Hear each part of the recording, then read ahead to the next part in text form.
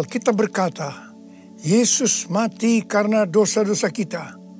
Dia dikuburkan, tetapi pada hari yang ketiga dia dibangkitkan. Sekarang kita merayakan Paskah, yang artinya kita merayakan kebangkitan Tuhan Yesus, yang artinya kita merayakan kemenangan Tuhan Yesus atas maut. Tuhan Yesus adalah pemenang. 1 Yohanes 2 ayat 6 berkata, barang siapa mengatakan bahwa ia ada di dalam dia, ia wajib hidup sama seperti Kristus telah hidup. Tuhan menghendaki agar kita menjadi pemenang. Menang terhadap dosa, menang terhadap iblis, menang terhadap daya tarik dunia, menang terhadap sifat kedagingan kita, supaya kita masuk surga. Karena Tuhan Yesus bangkit, maka kuasa kebangkitannya akan memampukan kita menjadi pemenang. Di dalam Wahyu pasal 2 dan pasal 3, Tuhan Yesus memberikan pesan kepada 7 sidang jemaat. 7 sidang jemaat ini menggambarkan gereja sepanjang masa, termasuk gereja pada zaman now. Jadi ini merupakan pesan Tuhan Yesus kepada kita semua. Pesan Tuhan Yesus itu selalu diakhiri dengan perkataan, barang siapa bertelinga, hendaklah mendengarkan apa yang dikatakan oleh Roh kepada jemaat-jemaat. Dan barang siapa menang, Tuhan Yesus akan memberikan upah. Upahnya adalah masuk surga. Jadi hanya para pemenang yang masuk surga. Jadi kunci untuk menjadi pemenang adalah mendengarkan dan menuruti firman Tuhan. Hari-hari ini kita berperang melawan COVID-19. Pemerintah mengingatkan agar kita bersatu melawan COVID-19. Yang harus kita mengerti bahwa serangan COVID-19 yang dalam kurun waktu sekitar 4 bulan ini hampir ke seluruh dunia, itu merupakan serangan iblis. Seperti yang Tuhan Yesus katakan, bahwa pencuri, yaitu iblis, hanya datang untuk mencuri dan membunuh dan membinasakan. Karena itu ciri serangan dari COVID-19 ini adalah menimbulkan ketakutan, kekhawatiran, dan kepanikan yang luar biasa. Ternyata sekarang banyak yang ketakutan kepada hal-hal lain yang tidak jelas ketimbang ketakutan kepada COVID-19 itu sendiri. Kalau hal ini berlarut-larut, maka akan terjadi orang yang meninggal karena ketakutan akan lebih banyak daripada karena COVID-19 itu sendiri. Dan memang hal ini yang dikehendaki oleh iblis. Tuhan akan menuntun kita agar kita menjadi pemenang dalam peperangan melawan COVID-19. Yang mau katakan amin? Yang pertama, agar kita menjadi pemenang, yaitu dengan melakukan seperti yang terdapat dalam Yesaya 30 ayat 15 yang berkata, dengan bertobat dan tinggal diam, kamu akan diselamatkan. Dalam tinggal tenang dan percaya terletak kekuatanmu. Jadi untuk menang melawan COVID-19, kita harus bertobat. Kita harus koreksi diri. Dan kita minta ampun kepada Tuhan. Dan berjanji kepada Tuhan bahwa kita tidak akan melakukan hal-hal itu lagi. Kita juga harus tinggal tenang. Dan percaya Tuhan Yesus mampu dan mau menolong kita. Hal yang kedua, agar kita menjadi pemenang, yaitu kita harus melakukan sesuai dengan apa yang tertulis dalam 2 Tawarikh 7 ayat 13 dan 14 yang berkata, bahwa kalau kita melihat Tuhan menutup langit sehingga tidak ada hujan, dan Tuhan menyuruh belalang memakan habis hasil bumi, di mana ini berarti krisis ekonomi.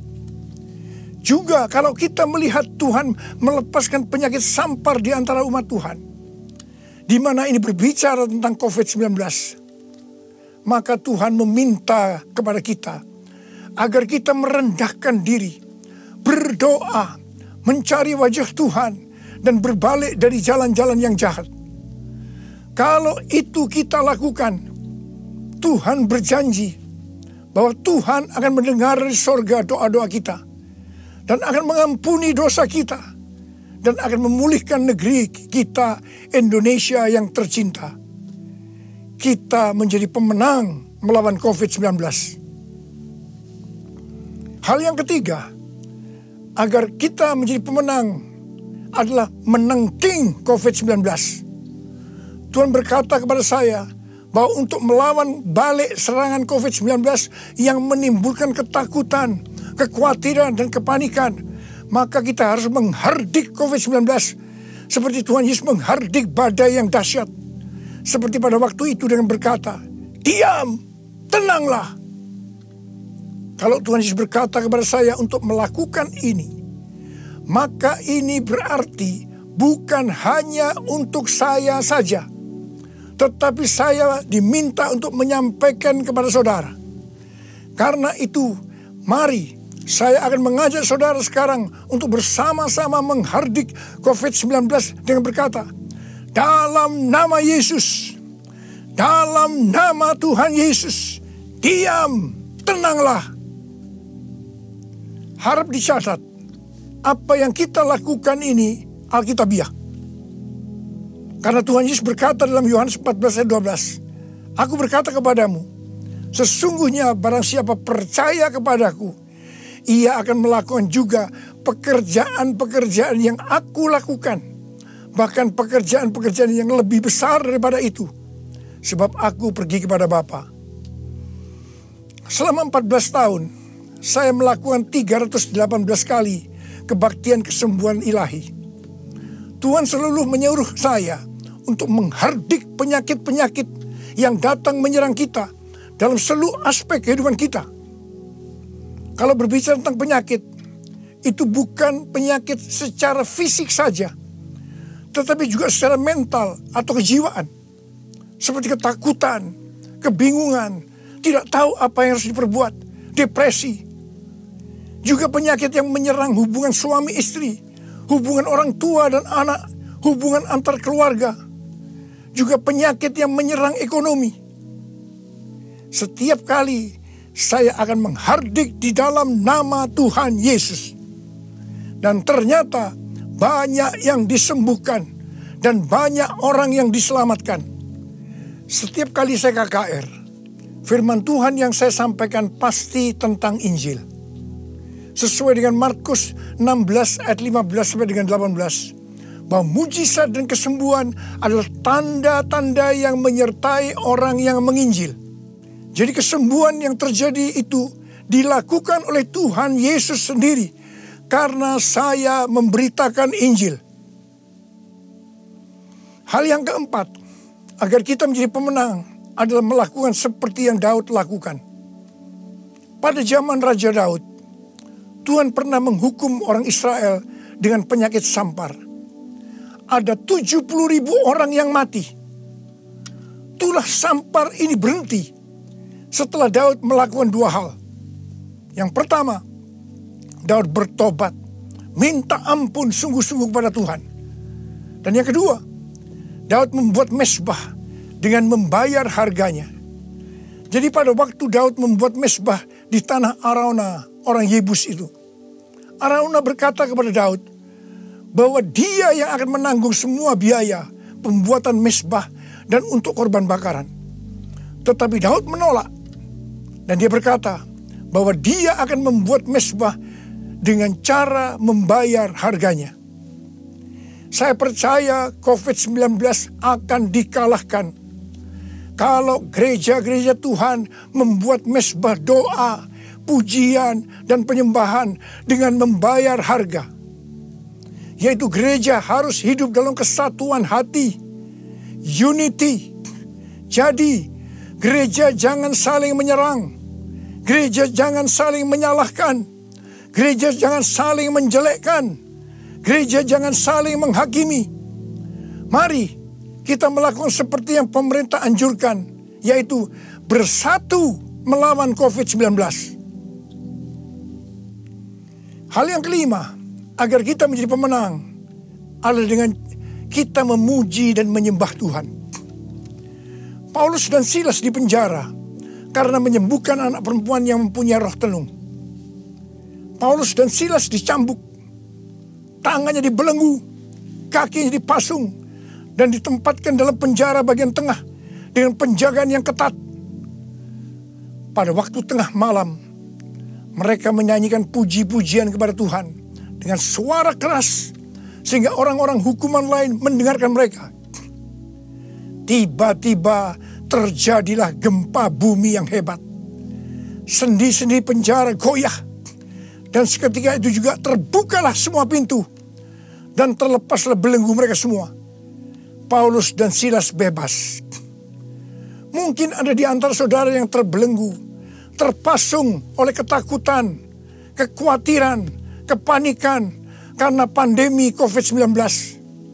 Saudara harus banyak memuji dan menyembah Tuhan, seperti yang dilakukan oleh Paulus dan Silas. Paulus dan Silas melakukan apa yang disebut dengan korban pujian atau korban ucapan syukur. Sesuai dengan 1 Tesalonika 5 ayat 18. Maka kita harus mengucap syukur di dalam segala hal, yang berarti baik enak maupun tidak enak. Karena itulah yang dikehendaki Allah dalam Kristus Yesus bagi kita. Untuk melakukan korban pujian atau korban ucapan syukur itu tidak gampang.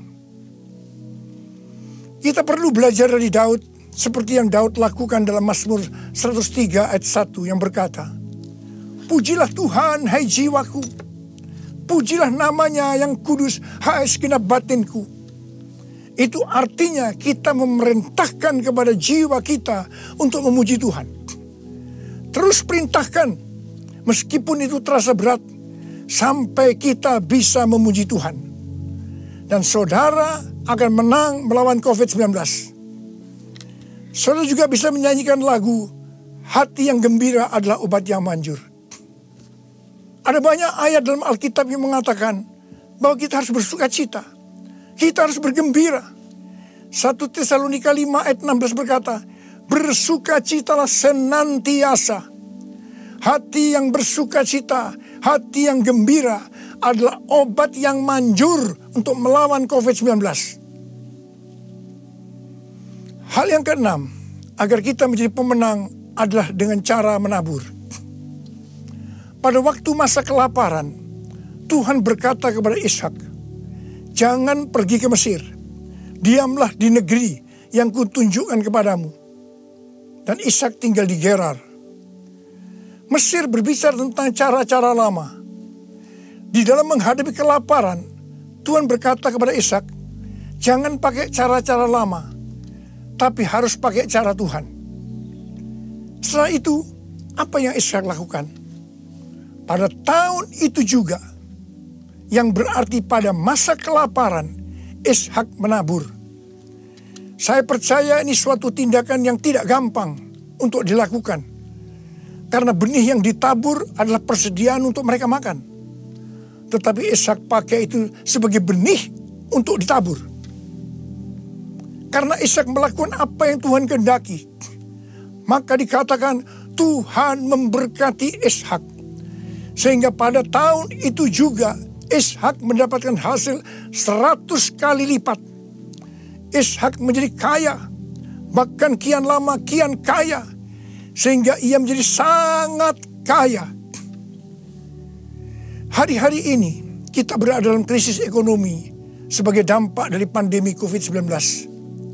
Justru pada waktu krisis ekonomi ini, kita perlu bersama-sama bersatu, menabur untuk menjadi berkat bagi sesama, seperti mengadakan bakti sosial, menyediakan APD bagi tenaga medis, dan lain-lain. Saya percaya ini yang dikehendaki oleh Tuhan. Dan saya percaya seperti Tuhan memberkati Ishak, saudara juga akan diberkati dalam krisis ekonomi ini. Berarti saudara menang atas dampak yang diakibatkan oleh COVID-19, yaitu krisis ekonomi. Hal yang ketujuh, agar kita menjadi pemenang adalah melakukan seperti yang terdapat dalam Yesaya 26 ayat 20 yang berkata, "Mari bangsaku, masuklah ke dalam kamarmu, tutuplah pintumu sesudah engkau masuk. Bersembunyilah barang sesaat lamanya sampai amarah itu berlalu. Jadi, di rumah saja itu bukan merupakan kekalahan terhadap COVID-19, tetapi justru ini merupakan kunci kemenangan. Amsal 22 ayat 3 berkata, kalau orang bijak melihat malapetaka, bersembunyilah ia.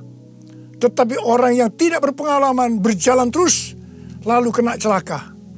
Biarlah kita menjadi orang yang bijaksana. Kita akan di rumah saja sampai pandemi COVID-19 ini berlalu. Hal yang ke-8, agar kita menjadi pemenang, yaitu dengan cara kita berdoa agar nubuatan para nabi untuk COVID-19 ini digenapi. Seperti yang ditulis dalam charismanews.com, yaitu pada bulan September 2019, Chuck Pierce bernubuat bahwa bangsa-bangsa akan mengalami kekacauan sampai Paskah 8 sampai 16 April. Tolong perhatikan tanggalnya. Tanggal 26 Januari 2020, Chuck Pierce kembali bernubuat bahwa ada suatu wabah yang besar datang menyerbu, di mana ini untuk menguji kita sampai Paskah. Banyak nabi yang menafsirkan bahwa COVID-19 ini akan selesai pada waktu Paskah atau trennya menurun mulai Paskah. Mungkin tidak semua orang akan percaya terhadap nubuatan ini. Tetapi kita tidak boleh menghakimi nubuatan disampaikan oleh nabi itu. Sebab itu urusannya dengan Tuhan sendiri. Yang paling penting yang harus kita lakukan adalah berdoa agar nubuatan itu digenapi. Karena saya percaya hampir semua kita menghendaki agar badai pandemi COVID-19 ini berakhir. Saya memperoleh data dari pelbagai sumber media yang dipercaya mengenai kasus-kasus infeksi baru harian dari COVID-19 mulai dari tanggal 6 sampai 12 April 2020. Yang pertama, negara Spanyol, Jerman, Swedia, Iran, Vietnam, New Zealand, Australia, trennya menurun. Haleluya! Yang kedua, Denmark melonggarkan lockdown dan sebagian sekolah akan dibuka pada tanggal 15 April 2020. Penerbangan domestik di Vietnam akan dimulai dioperasikan tanggal 16 April 2020. Yang ketiga, yang paling menarik dikatakan Wuhan, long time no see. Yang artinya lockdown di Wuhan dicabut pada tanggal 8 April 2020. Ini berarti pandemi COVID-19 di Wuhan sudah selesai. Dengan melihat data ini, kita pasti akan bisa mengatakan bahwa nubuatan dari Chuck Pierce digenapi. Amin. Hal yang ke-9, agar kita menjadi pemenang, adalah perkatakan Mazmur 91. Seperti yang Rasul Paulus katakan, karena aku percaya, maka aku berkata-kata. Karena itu kita yang percaya janji Tuhan dalam Mazmur 91, kita akan perkatakan setiap hari.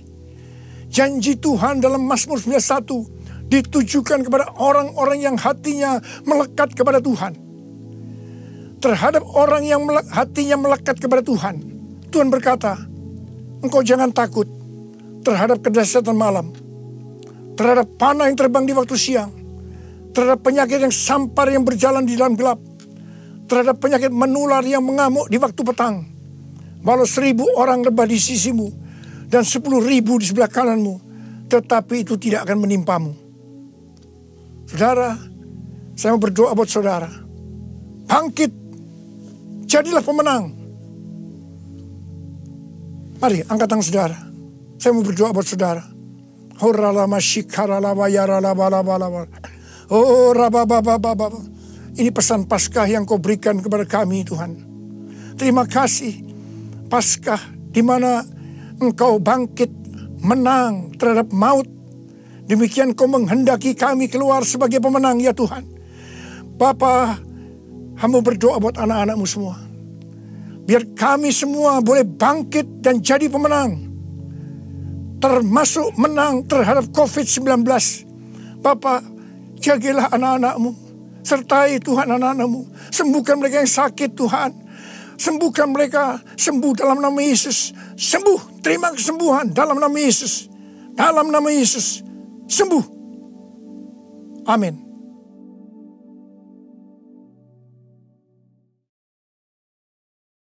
Shalom Bapak Ibu, Saudara-saudari kasih Tuhan. Tidak terasa 1 bulan lebih kita tidak bertemu di gereja dalam sebuah ibadah. Tapi jangan khawatir Bapak Ibu Saudara. Dalam minggu ini kita akan bertemu dalam sebuah ibadah online di Facebook, Instagram, maupun di YouTube GBI Widuri dan GBI House of Praise pada tanggal 26 April 2020 jam 9 pagi. Jadi mohon Bapak Ibu Saudara-saudara sekalian untuk bisa memfollow bahkan mensubscribe di Instagram, Facebook, dan di YouTube GBI Widuri dan GBI House of Praise. Sampai bertemu kembali di hari Minggu ini. Tuhan Yesus memberkati. Mari Bapak Ibu Saudara, kita angkat kedua tangan kita untuk menerima berkat Tuhan. Kiralabaya shikalabaya sanda, kuralabaya shikalabaya sande. Diberkatilah keluar masukmu, diberkatilah engkau di kota, diberkatilah bakul nasimu, diberkatilah buah tanganmu. Apapun yang kau lakukan berhasil untuk kemuliaan bagi nama Tuhan Yesus. Kasih karunia Allah palimpah, berkat damai sukacita, kesehatan, kesembuhan, kelepasan dari Allah Bapa di dalam anak yang tunggal Tuhan Yesus Kristus yang persekutuan manis Roh Kudus menyertai saudara-saudari sekalian dari saat ini sampai Maranatha. Mari kita percaya dan sudah diberkati, sama-sama kita katakan amin.